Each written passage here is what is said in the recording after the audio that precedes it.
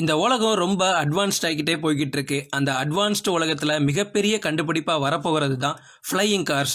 இன்னைக்கு நம்ம அந்த ஃப்ளையிங் கார்ஸை பற்றி தான் பார்க்க போகிறோம். வாங்க வீடியோக்குள்ளே போகலாம். ஃபர்ஸ்ட் என்னன்னு பார்த்தோன்னா ஏரோமோபில்.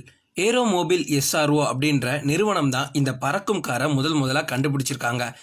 முதலாக இந்த காரை எப்போ டெஸ்ட் ட்ரைவ் பண்ணாங்க அப்படின்னா 2013 தான் பண்ணாங்க. ஸோ அந்த டைமில் இந்த காரை பற்றி உலகம் முழுவதும் பேசப்பட்டுச்சு. சோஷியல் மீடியாஸ் அந்த அளவுக்கு பெருசாக இல்லாட்டாலும் சில இடங்களில் இது அதிகப்படியாகவே பேசப்பட்டுச்சு. 1990 தான் இந்த ஏரோமோபில் எஸ்ஆர்ஓ நிறுவனம் இந்த காரை டிசைன் பண்ண தொடங்கியிருக்காங்க. 19 அடி நீளமுள்ள இந்த வாகனத்தில் 2 நபர்கள் மட்டும்தான் பயணம் செய்ய முடியும்.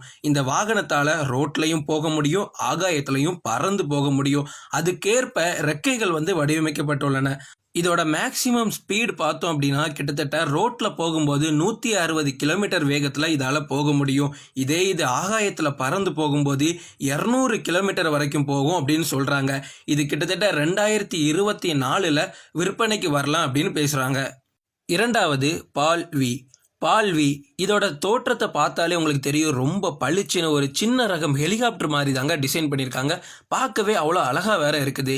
எல்லா பறக்கும் கார்ஸ் மாதிரி இதுவும் ரெக்கைகள் நமக்கு தேவைப்படும் போது, அதாவது பறக்கும் போது விங்ஸை நம்ம வெளியே எடுத்துக்கலாம். ரோட்ஸில் பயணம் செய்யும் போது விங்ஸை உள்ள சுருக்கி வச்சுக்கலாம். இப்படிப்பட்ட வசதியும் இதில் இருக்குது. ஸோ பால்வி அப்படின்ற கம்பெனி தான் இதை கண்டுபிடிச்சிருக்காங்க. ஸோ பால்வி அப்படின்னா என்னன்னா personal air and land vehicle. இப்போயே உங்களுக்கு புரிஞ்சிருக்கும், அதாவது பறக்கவும் முடியும், லேண்டில் பயணம் செய்யவும் முடியும். இது ஒரு நெதர்லாண்ட் கம்பெனிங்க. இந்த காரை பற்றி பார்த்தோம் அப்படின்னா இதில் 2 சீட்ஸ் தான் இருக்குது. மேக்ஸிமம் ஸ்பீடு 170 கிலோமீட்டர் தான் கொடுத்துருக்காங்க. 2021 கண்டிப்பாக நாங்கள் இதை சேல்ஸ் பண்ணுவோம், அதுக்கு முன்னாடி எல்லாமே சக்ஸஸ்ஃபுல்லாக முடிச்சிரும் அப்படின்னு சொல்கிறாங்க. ஸோ இதில் இன்னொரு ஸ்பெஷாலிட்டி என்ன அப்படின்னா இதில் பேராஷூட் இருக்குங்க. சப்போஸ் நமக்கு ஏதாச்சும் மேலே போகும்போது ஆனால் கூட பேராஷூட் மூலமாக நம்மளால் தரையிறங்க முடியும். மூன்றாவது டெராஃபியூஜியா TFX. நம்ம இன்னைக்கு பார்க்கறதுலேயே பயங்கரமான ஃப்ளையிங் கார் அப்படின்னா இந்த டெராஃபியூஜியா TFX தாங்க. இந்த டெராஃபியூஜியா அப்படின்ற நிறுவனம் எங்கே இருக்குது அப்படின்னா யூஎஸ்ல தான் இருக்குது. அவங்க தான் இந்த காரையும் கண்டுபிடிச்சிருக்காங்க. இது பார்க்கறதுக்கு ஒரு சின்ன அளவு விமானம் போல இருந்தாலும் இந்த கார் பயங்கரமான ஸ்பெஷாலிட்டி உடையது. இந்த காரை பார்த்தீங்க அப்படின்னா ரொம்ப மோசமான வானிலையாக இருந்தால் கூட அதை சமாளிக்க சிறப்பான பாதுகாப்பு அம்சங்கள் எல்லாமே இந்த காரில் இருக்குதுங்க. கிட்டத்தட்ட 800 கிலோமீட்டர் ஸ்பீடு வரைக்கும் இதால் போக முடியும் அப்படின்னு சொல்கிறாங்க. ஒரே நேரத்தில் 3 பேர் இதில் பயணம் செய்ய முடியும். இன்னொரு ஸ்பெஷாலிட்டி என்ன அப்படின்னா இதில் 600 குதிரை திறன் கொண்ட மோட்டாரும் 300 குதிரை திறன் கொண்ட இன்ஜினும் ஃபிக்ஸ் பண்ணியிருக்காங்க. நல்லா யோசிச்சு பாருங்க அப்போ எவ்வளவு பயங்கரமானது அப்படின்னு. சப்போஸ் நம்ம பறந்துட்டு இருக்கும்போது ஏதாவது ப்ராப்ளம்ஸ், அதாவது ஏதோ ஒரு விபத்துக்கு உள்ளாக வாய்ப்பு இருக்குது அப்படின்னா பக்கத்தில் உள்ள ஏர்போர்ட்டில் இது தானாகவே, அதாவது ஆட்டோமேட்டிக்காகவே போய் தர இறங்கிருங்க. இந்த ஸ்பெஷாலிட்டியும் இருக்குது. இன்னொரு ஸ்பெஷாலிட்டி என்ன அப்படின்னா இந்த முழு காரையும் தாங்கக்கூடிய பேராஷூட் கூட இதில் இருக்குது. ஸோ ஒரு பயங்கரமான ஒரு ஃப்ளையிங் கார் அப்படின்னா இந்த டெராஃபியூஜியா TFX தாங்க. ஸோ இதையும் கூடிய சீக்கிரமே மார்க்கெட்டுக்கு கொண்டு வரதுக்கு பிளான் பண்ணிட்டு இருக்காங்க. நான்காவது மேவரிக் SLA. இந்த கார் ரொம்ப ஸ்ட்ராங்கான தொழில்நுட்பம் கொண்டு உருவாக்கப்பட்டிருக்கு அப்படின்னு கூட சொல்லாங்க.